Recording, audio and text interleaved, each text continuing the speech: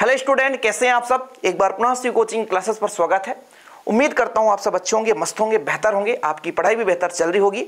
बच्चे लोग, आज हमारा जो टॉपिक है प्रथम कोटि की अपक्रिया को लेकर है। क्लास 12 केमिस्ट्री चैप्टर 4 में बहुत ही महत्वपूर्ण टॉपिक है। प्रथम कोटि की अपक्रिया किसे कहते हैं, इसके अपक्रिया दर के लिए व्यंजक निकालिए, दर स्थिरांक के लिए। तो प्रथम कोटि की अपक्रिया क्या है, इसको समझने के पहले अपक्रिया की कोटि को हमको देखना पड़ेगा कि अपक्रिया की कोटि क्या है सर।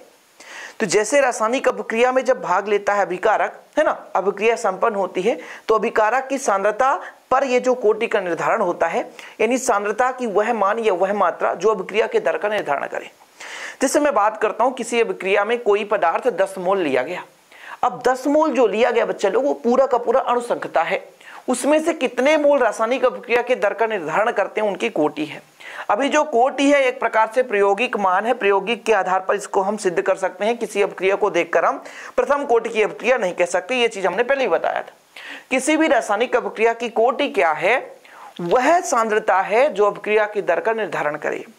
सांद्रता का मतलब ये होता है कि अभिकारक में रासायनिक अपक्रिया में भाग लेने वाले अभिकारकों की अणुवीय परमाणुओं की संख्या, कुल मिलाकर के अणुवीय परमाणुओं की संख्या ही उसकी सांद्रता कहलाती है, और वही सांद्रता इफेक्ट डालता है अभिक्रिया की दर को।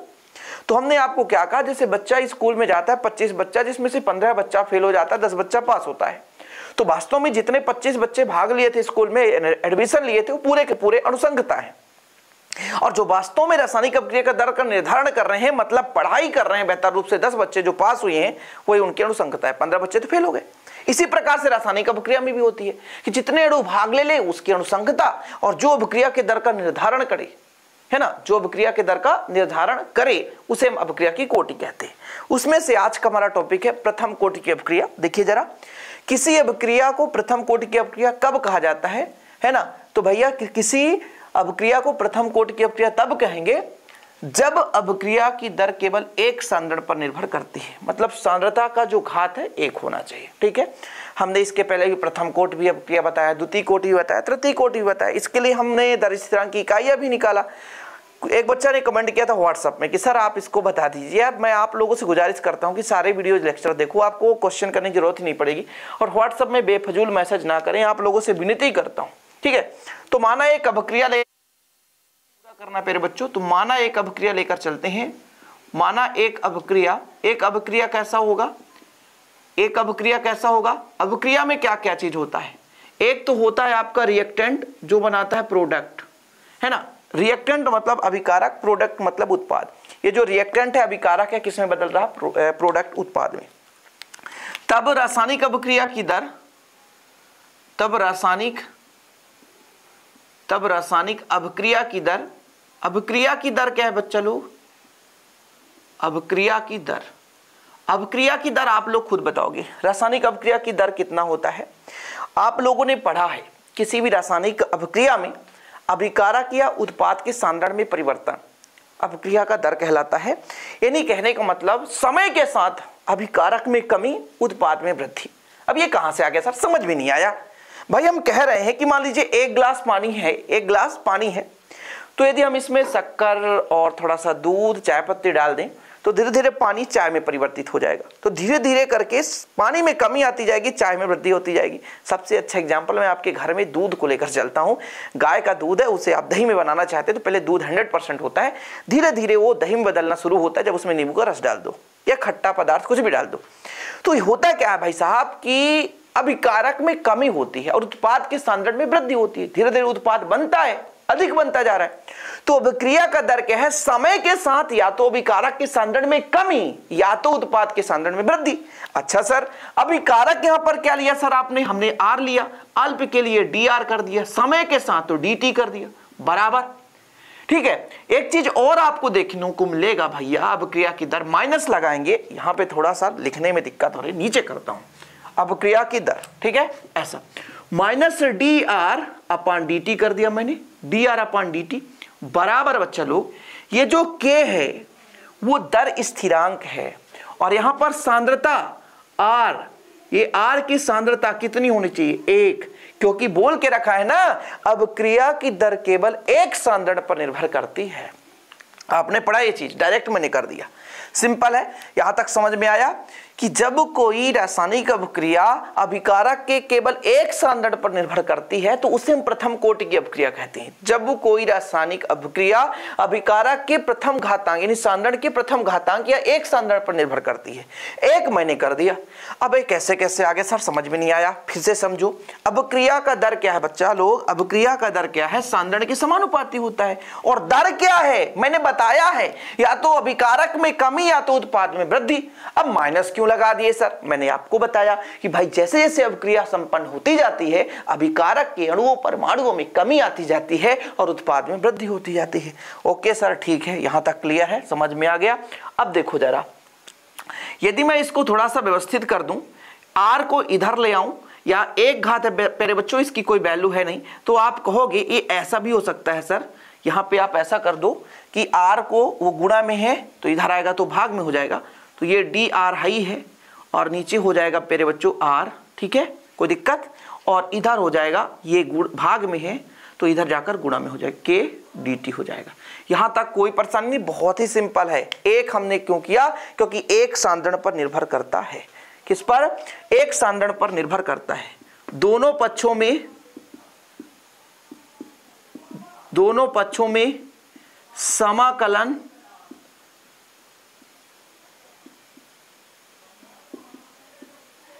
दोनों पक्षों में समाकलन करने पर, समाकलन कर दो बच्चा लोग। समाकलन करोगे माइनस से तो माइनस रहने दो, तो समाकलन का चिन्ह ऐसा होता है, डी आर अपान आर हो गया, ठीक है, कोई दिक्कत। और इधर बच्चा लोग के आपका एक नियतांक इसे बाहर कर दो और ये डी टी कर दो। यहां से आपको थोड़ा सा कुछ नया चीज सीखने को मिलेगा, आप बिल्कुल परेशान नहीं होंगे, क्योंकि बच्चा लोग थोड़ा सा कुछ नया चीज मिलता है तो कुछ ना कुछ हमें नया चीज देकर जाता है। आपको समाकलन ने पढ़ाया था 11th क्लास में फिजिक्स में, ठीक है, ये आपका केमिस्ट्री चल रहा है, कि जैसे समाकलन है एक है और यदि ये x के सापेक्ष समाकलन हो रहा है एक का तो समाकलन x हो जाएगा। समाकलन 1/x है और x के सापेक्ष समाकलन हो रहा है तो इसका हो जाएगा log x हो जाएगा। और नहीं बन रहा है तो ये दो फार्मूले तो तैयार ही कर लो, और कछु नहीं करो, ये दो फार्मूले तैयार कर लो। अच्छा, इसी के सापेक्ष यदि हम कह देते बच्चा लोग कि समाकलन एक और dt है, अब क्या होता है यार? सर आपने तो x के रिस्पेक्ट में बताया था, dt में भी बता दो। तो जब x के रिस्पेक्ट में इंटीग्रेशन x तो t के रिस्पेक्ट में इंटीग्रेशन t। अब हमने कहा कि बच्चा लोग यहां पर 1/r है ना, और यहां पर हमारा dx की जगह dr है, तो फिर x था तो log x, r है तो log r, और कुछ है ही नहीं, बेस में ही कर दो, log r कर दो, सिंपल है। ये तो समझ में आ गया होगा, ये तो समझ में आ गया होगा बाबू, आया समझ में? ठीक है सर, आ गया समझ में। चलो जरा लिख देते हैं, फार्मूला भी साइड में हम लिख देंगे। देखो जरा, यहां पर 1/r का, ये माइनस रहने दो, 1/r का log r हो जाएगा बच्चे लोग, बेस में ही कर दो। और ये dr कहां गया सर? ये dr कहां गया? क्योंकि मैं आपको बताया कि समाकलन 1/r है और ये dr यहां पे होता तो इसका समाकलन कितना हो जाता? log r, है ना। तो ये dr यहां पे है, अब ऊपर हो चाहे बाजू में हो, चाहे दाएं हो चाहे बाएं हो, भाई साहब नीचे बस नहीं होना चाहिए। तो ये हो गया फॉर्मेट, ठीक है, कोई दिक्कत तो नहीं है। r के रिस्पेक्ट में इंटीग्रेशन हुआ बच्चा लोग, यहां पे आपका k है और k है तो k रहने दो और एक का t, और यहां पे एक समाकलन नियतांक, जहां आई एक क्या है? समाकलन नियतांक है, समाकलन नियतांक या स्थिरांक है, जो कि प्रारंभिक सांद्रण पर इसे हम समझ सकते हैं कि आई का मान कितना होगा, ठीक है। इसका हम गणना प्रारंभिक सांद्रण पर कर सकते हैं। ओके, लिख लो भाई साहब, जिसकी गणना प्रारंभिक सांद्रण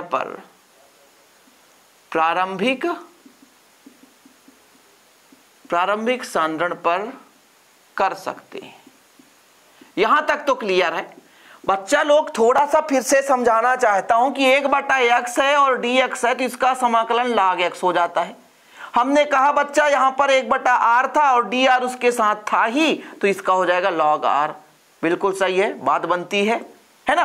फिर हमने कहा एक का यदि समाकलन तो x, तो इसी प्रकार यदि dt होता तो हम कह देते t, तो तो ये चीज भी समझना जरूरी। तो बात तो बन रही है ना ये फार्मूलों के साथ, तो स्क्रीनशॉट ले लिया करो फार्मूलों की, बाद में मत कहना कि सर समझ में नहीं आया। अब देखो जरा, प्रारंभिक सांद्रण में जब अभिक्रिया हो ही नहीं रहा था भाई साहब, तो जब अभिक्रिया कुछ नहीं हो रहा तो भाई टी का मान 0 रख दो, मतलब समय हमारा शून्य है, अभिक्रिया कुछ हो ही नहीं रहा है, दूध दही में बदल ही नहीं रहा, तो दूध हमारा पूरा है, यानी समय 0, अभिक्रिया भी नहीं हो रही है ना। हम यदि कहते हैं प्रारंभिक स्तर में है, तब भाई जो R का मान लगभग रहा होगा वो R0 के बराबर, R0 मतलब 0 टाइम पर, यानी हमारा जो अभी R तो मतलब ये है कि अभिक्रिया संपन्न हो रही है, अभिक्रिया कुछ ना कुछ परिवर्तित हो रहा भाई, तब प्रारंभिक स्तर पे तो नहीं है अभिकारक। ये R क्या बता रहा है कि प्रारंभिक स्थिति पे नहीं, अभिक्रिया चल रही है, और बोले हम कि अभिक्रिया जब नहीं चल रही हो तब हो सकता है ऐसा रहा हो, यानी मान लो ये 10% हमारा अभिक्रिया हो गया, मतलब 10% उत्पाद बन गया, तो कुछ ना कुछ इसमें कमी है, तो हमें यदि प्रारंभिक स्तर पर मान के चले कि ये रहा होगा, तब समीकरण 1 से बच्चा लोग देखो जरा, ये माइनस है तो माइनस रहने दो, लॉग है तो लॉग रहने दो, ई बेस है यार, इसके साथ छेड़खानी मत करो, R की जगह R0 कर दो, ठीक है, K है और T का मान 0 और I तो I रहने दो, तो बच्चा लोग माइनस लॉग E, और ये R है तो R रहने दो, और ये 0I। अब इस I का मान उठाकर समीकरण 1 में रख दो, तो यहां पर लिखो जरा, I का मान समीकरण 1 में रखने पर, समीकरण 1 में रखेंगे, स्क्रीनशॉट ले लो प्लीज, आप लोग स्क्रीनशॉट ले लो, क्योंकि अब होने वाला है धुआंधार मजा। तो लॉग है भाई साहब, तो लॉग रहने दो, माइनस लॉग, और बेस में ई है तो ई रहने दो बच्चा लोग, इधर केटी है तो केटी रहने दो, प्लस आई का मान कितना है सर, आई का मान है माइनस लॉग आर, लेकिन यहां पर ये 0 है बेस में, ध्यान रखिएगा, तो यहां पर हो जाएगा माइनस लॉग आर, तो हाई है लेकिन यहाँ पे 0 कर दिए। यहां तक तो बिल्कुल दिख रहा है, उम्मीद करता हूं कि आप लोग समझ पा रहे होंगे। और स्क्रीनशॉट कौन लेगा बच्चा लोग, हम लेंगे क्या, नहीं सर हम ही ले लेंगे, तो ले लो ना भाई साहब, प्लीज यार स्क्रीनशॉट ले लो, आप स्क्रीनशॉट ले लो, क्योंकि अभी तो बाकी है मजा, चिंता नहीं करो, ठीक है। यहां से मैं क्लीन कर देता हूं थोड़ा सा, कोई दिक्कत, हाँ देखो जरा, यहां तक समीकरण में हमने 1 में आई का मान रखा है, आई को बस उठाकर यहां पर रखा। अब देखो यदि ये माइनस इधर है, यदि पक्षांतर कर दें तो माइनस इधर आकर प्लस में हो जाएगा, मतलब कितना निकल कर आएगा, लॉग ई, ये प्लस का हो गया बच्चा लोग, और ये जो माइनस वाला है बेटा उसमें कोई छेड़खानी नहीं बाबू, इसको हम वैसे ही रहने देते हैं जैसा है, और इधर केटी तो केटी कर देते हैं, ठीक है सर, यहां तक तो क्लियर है, समझ में आ रहा है। अब थोड़ा सा मैं एक प्रॉपर्टी बताता हूं, log m minus log n का प्रॉपर्टी जानते क्या होता है, जो पहले है उसको ऊपर, जो बाद में उसको नीचे से सुरा। अब क्या होगा सर, अब क्या होगा इस फार्मूले से ये होगा बच्चा लोग कि हमारा ये log e था, जो ऊपर था उसको ऊपर रखो, जो नीचे था उसको नीचे रखो, बराबर के t। अब देखो जरा, t इधर गुणा में है, t इधर गुणा में है, इधर आएगा तो भाग में आएगा बच्चा लोग, तो k बराबर कितना हो जाएगा, 1/t, log बेस में e है, यहाँ पे r0 है बटा r है, ठीक है। अब इसको हम चूंकि हम आपको बता देना चाहते हैं, यदि हमारे पास log e के फॉर्मेट में x है और इसको हम बदलना चाहते हैं log 10 में, किसमें, log 10x में, तो जानते हैं इससे कितना गुना होता है, मतलब इसका मान इससे 2.303 गुना होता है, ठीक है, इसका जो मान है इससे 2.303 गुना होता है। ये क्यों कर दिया, कुछ नहीं समझ में आया, मैं कह रहा हूं कुछ ना करो ना, 2.303 का गुणा कर दो बस, यहां पे log है तो log रहने दो, e के जगह 10 कर दो, और यहां r 0/r कर दो, इतना यदि बन गया ना, तो यही हमारे k का मान है, प्रथम कोटि की अपक्रिया के लिए दर स्थिरांक का व्यंजक आ गया है यहां तक। और इसको आप समीकरण 2 दे सकते हो, ये समीकरण हमारा 2 है, यही हमारे भाई प्रथम कोटि अपक्रिया के लिए व्यंजक है। थोड़ा सा और आगे करेंगे, बिल्कुल आप निश्चिंत रहे, मजा आएगा थोड़ा सा और, बस इतना आप स्क्रीनशॉट ले लो, कछु नहीं किए हमने ये जो हमारा माइनस में था इधर था, इधर लाए तो प्लस का हो गया, log m minus log n बराबर log m बटा n कर दिए। हाँ सर m बटा n कर दिए। अब ये t गुणा में था, इधर आ गया तो भाग में, तो 1 बटा t कर दिए। log का बेस e था, इसको हमने 10 में बदला तो 2.303 का मल्टीप्लाई कर दिया। एक लंबा प्रोसेस है, यहां से आपको इतना ही समझना है। और ये समीकरण 2 आ गया है। ठीक है, समझ रहे हैं। अब यदि हम मान के चले कि प्रारंभिक सांद्रण A को A मोल प्रति लीटर में व्यक्त किया जाता है, थोड़ा समझिएगा। प्रारंभिक सांद्रण को देखिए बच्चा लोग, माना प्रारंभिक सांद्रण A को A स्मॉल a मोल प्रति लीटर में व्यक्त किया जाए तो